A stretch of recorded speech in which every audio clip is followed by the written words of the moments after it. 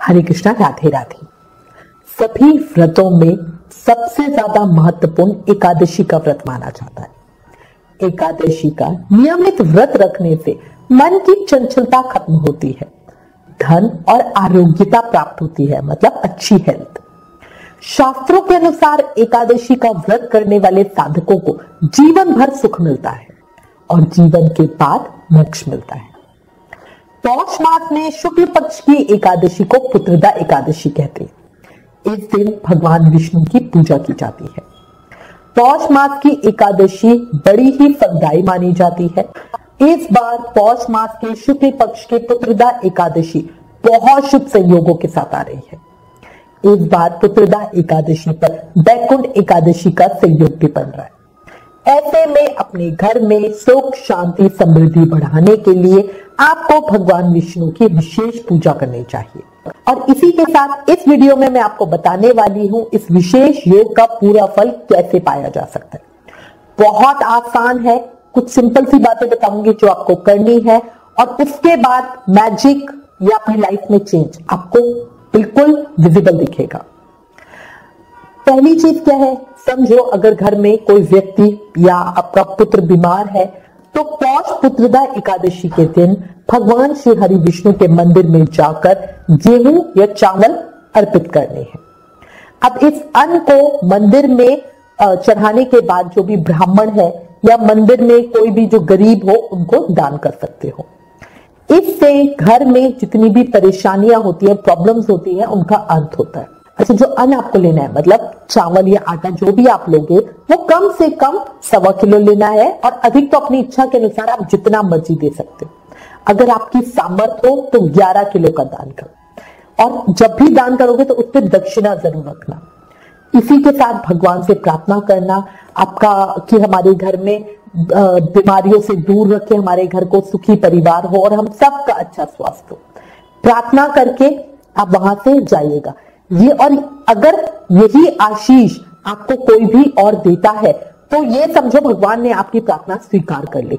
इसीलिए हम कहते हैं कि जब तभी 11 किलो कह रहे हो ना, क्योंकि आप क्या कर सकते हो, जैसे हम तो पर्सनली क्या करते हैं, 1-1 किलो की थैलियां बना ली और जब भी जा रहे हैं तो वहां पे पंडित जी को भी दे दी, जितने गरीब होते हैं उनको भी बांट देते हैं। तो कोई ना कोई तो ये बोल ही देता है ना। और अगर ये बोला तो समझो प्रभु ने आपकी प्रार्थना स्वीकार कर ली। अच्छा, अगर आप किसी बहुत पुरानी प्रॉब्लम से जूझ रहे हो और उसका कोई आपको सॉल्यूशन मिल ही नहीं पा रहा है, कोई लाइफ की ऐसी प्रॉब्लम है जिसमें आप अटक गए हो और लाइफ मतलब बहुत ज्यादा परेशानी में चल रही है, तो एकादशी वाले दिन शाम के समय पीपल के वृक्ष की पूजा और आरती करनी है। बिलीव मी, इससे सालों पुरानी समस्या का भी हल मिल जाता है। ज्योतिष शास्त्र हमारा कहता है कि अगर घर में टेंशन लगी हुई हो या घर में या आपके वर्किंग प्लेस में प्रॉब्लम्स हैं जो खत्म होने का नाम नहीं ले रही है, तो आपको पुत्रदा एकादशी पर इस उपाय को करना है। शाम के समय पीपल के वृक्ष में देसी घी का दीपक जलाना है। याद रखिएगा, दीपक देसी घी का जलाएंगे, लाल बत्ती के साथ जलाएंगे और मिट्टी का दीवा या किसी मेटल का, मतलब तांबे का, पीतल का, ऐसा कोई दीवा लेंगे, ठीक है। स्टील का दीवा मत लीजिएगा, सोने चांदी का अफोर्ड कर सकते हो तो वो देख सकते हो आप, ठीक है। बाकी मिट्टी का दीवा सबसे अच्छा होता है। लाल बत्ती, लंबी वाली जो लाल बत्ती होती है उसके साथ हमें जलाएंगे। ध्यान बस इतना रखना है कि आप वहां पे जाएं, पूजा करें, ठीक है। आपने दीप प्रज्वलित करें, पैसे चढ़ाएं, कोई भी 1 रुपए का 2 रुपए का सिक्का चढ़ाएं और उसके बाद आपकी जो भी समस्या है भगवान श्री हरि विष्णु से प्रार्थना करें कि हे प्रभु मेरी इस समस्या को दूर कीजिए। और सच्चे मन से इस उपाय को करके देखना, प्रॉब्लम्स वाकई ही दूर हो जाती है। बस एक और चीज ध्यान रखना, जब आप दीप जला के जा रहे हो, लौट रहे हो, तो उस समय पलट के मत देखना। बहुत बार ऐसा हो जाता है कि पीछे से दीप जल रहा है, नहीं जल रहा, हम पलट के देखते हैं तो उसमें गड़बड़ हो जाती है बात, ठीक है। अच्छा, हर एकादशी पे शाम को हम तुलसी महारानी की पूजा तो जरूरी करते हैं, है ना। पर कोई भी साधक है जो नहीं करता और उनके ऊपर कोई भी फाइनेंशियल प्रॉब्लम है तो याद रखिएगा, आप किसी नोन को भी जानते हो उनको भी बताइएगा, एकादशी के दिन तुलसी महारानी की जड़ में शुद्ध देसी घी का दीप जलाना है। बात वही याद रखनी है, मिट्टी के दीपे में लेंगे, देसी घी चढ़ाएंगे, तिल का तेल, सरसों का तेल, कुछ भी नहीं, शुद्ध देसी घी होना चाहिए और लाल बत्ती होनी चाहिए। इसी के साथ तुलसी महारानी की आरती जरूर करें, प्रार्थना करें। इससे घर में सुख, शांति और समृद्धि का वास होता है। ऐसा करने से परेशानियां भी खत्म होती है।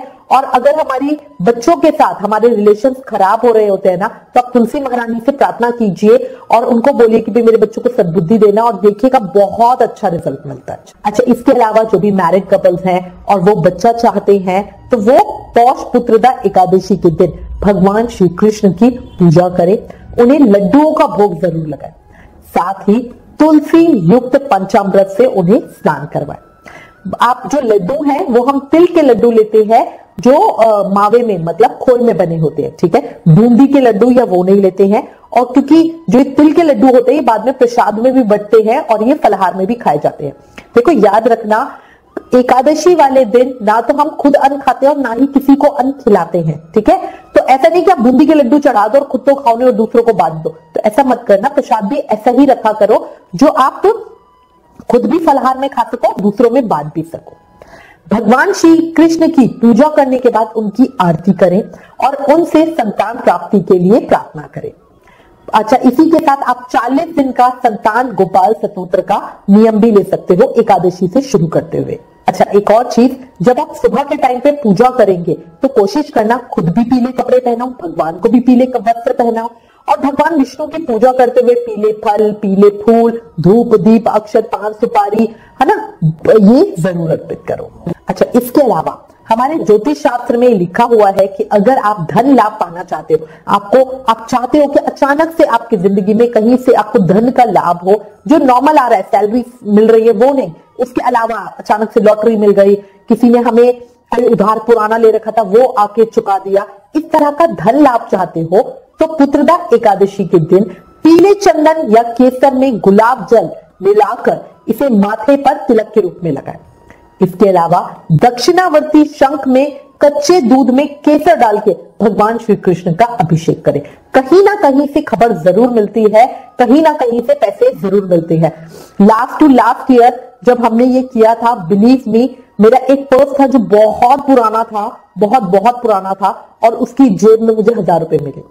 आप इसको कुछ भी कह सकते हो, ठीक है, कोइंसिडेंस कह सकते हो, या मुझे इस चीज पे विश्वास है तो ये कह सकते हो, बट बिलीव मी, क्योंकि वो पर्स मैंने पहले भी चेक कर रखा था, ठीक है, तो मुझे पता है कि धन लाभ होता ही होता है।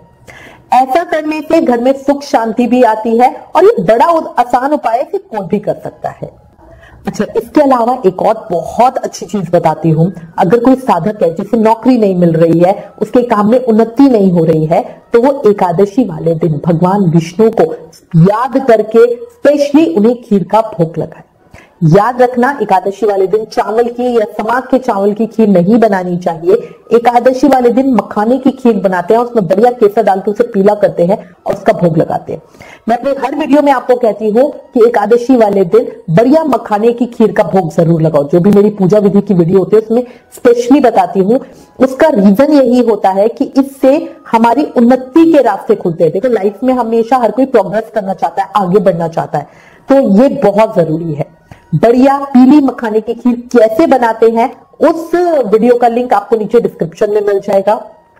अच्छा, भोग लगाते हुए ध्यान रखना कि आप उस पे तुलसी दल जरूर रखो और साथ में दक्षिणा जरूर रखो। भगवान को प्रार्थना करना, हे प्रभु मेरे जीवन की परेशानियों का अंत करो, मेरे व्यापार में उन्नति करो या नौकरी लगवा दो, जो भी आपकी प्रार्थना हो उस तरह से कहना, ठीक है। इसके बाद याद रखना कि ये खीर आपको अकेले नहीं खानी है, ये खीर पहले आप भक्तों में प्रसाद के रूप में बांटोगे और उसके बाद अपनी पूरी फैमिली के साथ मिलकर खाओगे। कोई बच्चे हैं जो छोटे बच्चे होते हैं, वो मखाने की खीर पसंद नहीं करते हैं, तो भी थोड़ी सी उनको चटाना, बट छोड़ना नहीं। आपकी फैमिली में हर किसी को ये खानी है। अच्छा, कई लोग प्रश्न करते हैं कि एकादशी वाले दिन हम भोग में तुलसी दल डालें, तो बिल्कुल डालें। तुलसी दल भोग में भी अर्पित की जाती है, ठाकुर जी को अर्पित भी की जाती है, और जब फिर वो तुलसी दल वाला प्रसाद होता है, क्योंकि खीर के अंदर तुलसी जी प्रसाद होता है, तो उसको हम भी सेवन करते हैं, है ना। तो ये पूरी तरह से ठीक है। अच्छा, एक अगली बात आपको बताती हूँ, कोई भी कपल है जिनके शादी को बहुत टाइम हो गया और उनके बच्चे नहीं हो रहे हैं, या कई लेडीज ऐसी होती हैं कि उनको दिन चढ़ रहे हैं और प्रेग्नेंट भी हो रही हैं, बट बेबी मतलब अबॉर्शन हो जाता है या पैदा होने के बाद मर जाता है ना। तो अगर किसी को भी इस तरह की परेशानियां हैं, वो एकादशी वाले दिन दोनों हस्बैंड वाइफ मिलकर व्रत करें, पूजा करें, बढ़िया पूजा करनी है। और सुबह ब्रह्म मुहूर्त में, मतलब अर्ली मॉर्निंग ही किसी पीपल के पेड़ के पास जाए और पीपल की जड़ में चांदी का लोटा हो या चांदी का ग्लास हो, उसमें कच्चे दूध में मिश्री मिलाकर ये आपको चढ़ानी है। पीपल के तने पर 7 बार लाल जो मौली होती है कलावा, उसे लपेटना है और भगवान से प्रार्थना करनी है कि हे प्रभु, जो भी आपके मन की इच्छा हो कि मेरे बच्चों को सेहत देना, मेरे को संतान देना, है ना, ये बार बार मेरा अबॉर्शन क्यों हो जाता है, प्रभु कृपा करना, है ना, मेरे बच्चे को दीर्घायु देना, इस तरह से। और उसके बाद एक देसी घी का दीप प्रज्वलित करना है। दीप प्रज्वलित करने का वही तरीका है, लंबी बत्ती लगाएंगे, देसी घी में होगा और आप मिट्टी का दीवा ले सकते हो, ठीक है। याद रखना, सफेद बत्ती नहीं लगेगी, तिल के तेल से नहीं होगा, या सरसों का तेल तो बिल्कुल ही नहीं, ठीक है। अच्छा, मैं आपको हर एकादशी पे कहती हूँ कि आप पीले चंदन का या केसर में गुलाब जल मिलाकर अपने माथे पर टीका जरूर लगाएं। वैसे तो देखो, तिलक हमें रोज ही लगाना चाहिए, ये हमारी हिंदू होने की पहचान है, हमारी शान है। बट अगर कोई साधक है जो रोज में तिलक नहीं लगाते हैं, तो वो कम से कम एकादशी वाले दिन जरूर से ही लगाएं, ठीक है। और पुत्रदा एकादशी पे तो इसका महत्व और ज्यादा बढ़ जाता है, इससे घर में सुख समृद्धि और शांति आती है। देखिए, यहाँ पर मैंने कुछ बातें आपको बता दी हैं, आप अपनी सामर्थ्य के अनुसार, अपने कंफर्ट लेवल के अनुसार जो जितना कर सकते हो जरूर करना, और जीवन में फर्क दिखेगा, ये चीज मैं आपको बता सकती हूँ। जीवन में जो भी परिवर्तन आएगा ना, वो आपको साफ स्पष्ट रूप में दिखेगा, है ना। और इसी के साथ मैं उम्मीद करती हूँ आप इन्हें ट्राई जरूर करोगे। ये जितने उपाय मैंने बताया ना, इसमें से खर्चे वाला कोई भी नहीं है, बहुत आसानी से, बड़े आराम से हो जाते हैं। प्लीज इन वीडियोस को ज्यादा से ज्यादा शेयर करें ताकि सबका विश्वास एकादशी व्रत पे और अधिक मजबूत हो सके। Please like, share and subscribe. Thank you. Hare Krishna.